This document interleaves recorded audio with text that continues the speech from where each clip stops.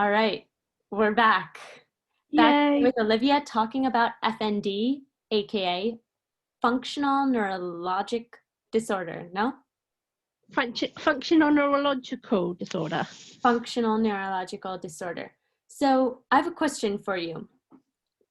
You said you got diagnosed about a year ago with hmm FND. hmm Prior to that, were you demonstrating any of the symptoms, or do you even know what kinds of symptoms could lead someone to think that they have FND? Um, Prior to it, I literally wasn't having any seizures at all prior to it. Wow.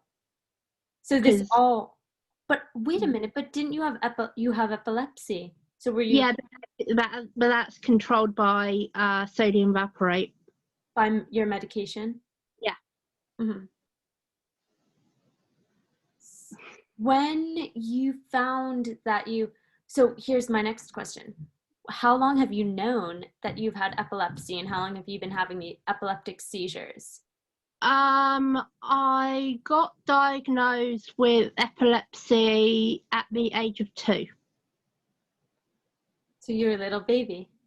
Yeah, because basically what happened was from my recollection of what my mum's told me, is that I had what looked like a seizure and I stopped breathing, and my neighbour managed to bring me back, and I got to go in an air ambulance and they left me to hospital. And then so you were growing up then when growing up with having epilepsy and having these seizures. No. Yeah. So how often would that happen for you, and how would you deal with that when it would come on? They would happen quite often because the doctors tried many different medications and they would take me off the drugs to see if the seizures would stop, and then they'd start again. They'd be like, oops, our mistake, and they put me back on it again. But the medication more or less will keep it under control. Yeah, the medication I'm on now, I haven't had a seizure in quite a long time now. Oh, wow. Yeah, that's great. And Yeah, you said this started when you were 2. How old are yeah. you now? I'm 27. 27? Oh, hmm you're only 2 years older than I am. 25. uh, So how is FND and how have the seizures like played a role in your life, so to speak? Like, how does it affect your daily living? Like, do you have to do anything differently knowing that you have this? um, I have learnt that I have to pace myself. So What do you mean? basically, I can't do too much in one day. Otherwise, the next day I feel it. Ah, you know, I totally know what you mean because I have the same thing. And I talk about this a lot with Tawny about the spoons, the spoon theory.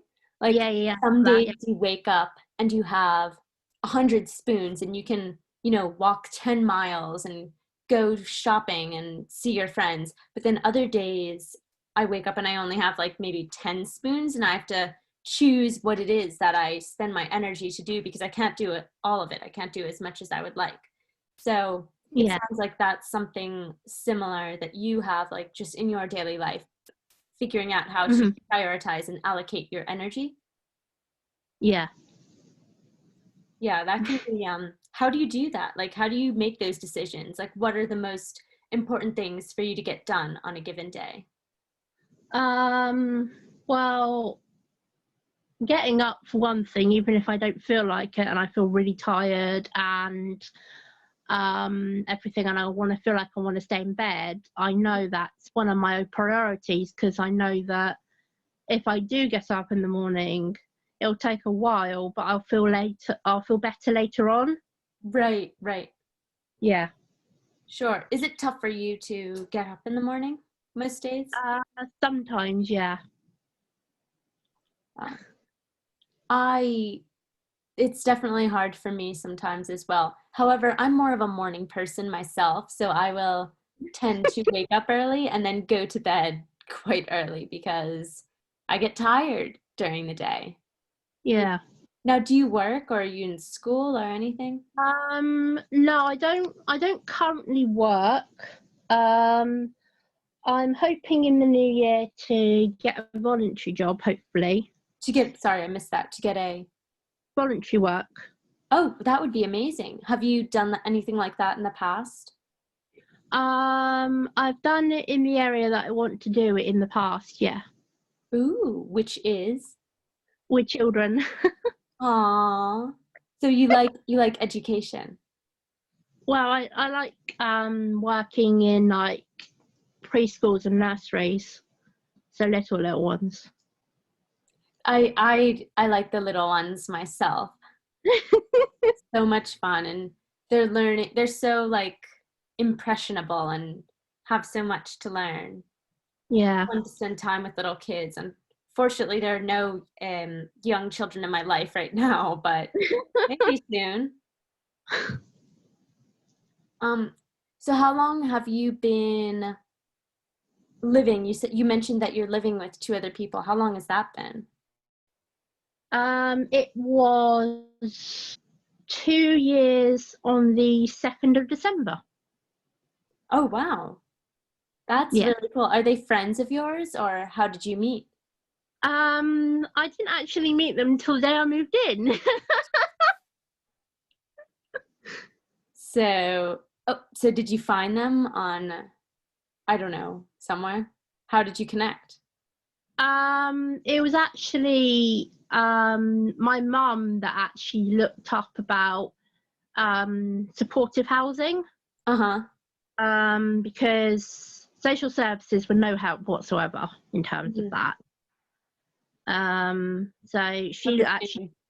she actually Googled it, supportive housing, and Where does there your it was. family live?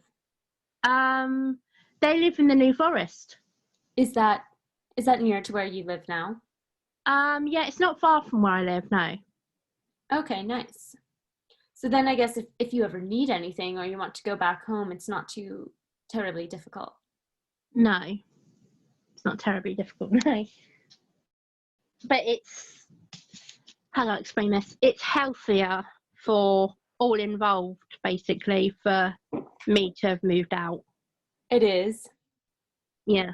And I do think that it's very important to find a way to like be independent, and like Mm. completely on your own. And that's, at least for me, that's something that I'm currently working towards because I'm not completely independent after my injury. And I would like to also be like you, living on my own and, I work, but I would like, but I'm living at home with my family and like I would like to eventually be at a point where I'm on my own. And so that's what I'm currently working up to. So it's cool to hear about from you how you've managed to do that. I was just thinking, anything you would want to say in particular to the viewers of this interview, or any words of advice or encouragement or anything? Um, I probably definitely want to say that if you do get diagnosed with FND, it may seem like a really scary thing to begin with, but the support is out there. You just have to go look for it, basically. Oh, that's so great to hear. So there is like there's a community. It's Mhm. possible to find other people out there who also have FND and connect with them. Yeah, there's support groups on Facebook. Oh, that's So amazing. I think yeah. it's so important to share our stories because we never know who we're helping by doing so. And it's really great to hear that you're doing that and that you've connected with others in this FND community who are also doing that is really quite inspirational and exciting to hear. Was that funny? No, it's just I'm not used to compliments, that's all. Oh no. No, you're an amazing person. I'm really happy that we've had this opportunity to chat. And I do think that a lot of what you've said during this interview has been very relatable. Definitely for me, I'm not an FND. What do you call it? I have not been diagnosed with FND, but I've had a lot of similar things to what you've had, particularly regarding like the movement, having to do the physical therapy, and learning to use my hand and everything, and then the fatigue. So a lot of that is very relatable for me, and I think will relate with a lot of people who end up watching this video too. Yeah.